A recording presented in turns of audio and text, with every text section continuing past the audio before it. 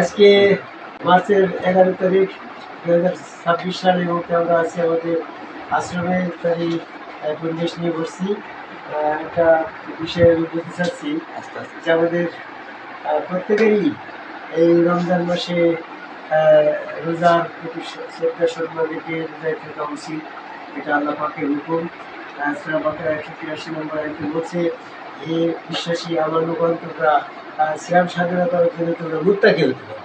এই মুত্তাকি হওয়ার জন্য আমাদের একটা স্তর, এই ইমান স্তর। প্রথমে মানুষটিকে আমানু হতে হবে।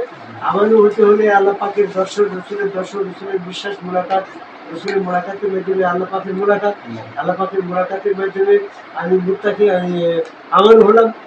আল্লাহ দর্শন, রসুল দর্শনের মাধ্যমে, রসুল শরীফ আল্লাহ দর্শনের মাধ্যমে আমি আমানু হলাম। আমানু হওয়ার পরে আমি সিয়াম সাধনের উপরে মুত্তাকি হলাম।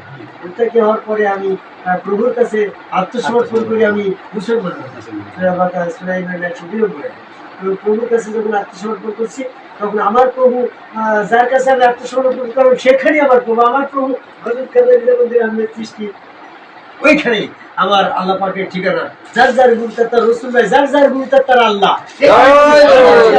হ্যাঁ, সেটা ভক্তি দিই এবং সেই আল্লাহ, সেই যার যার রসুল, ওই স্রোতই তার কাছে আল্লাহ।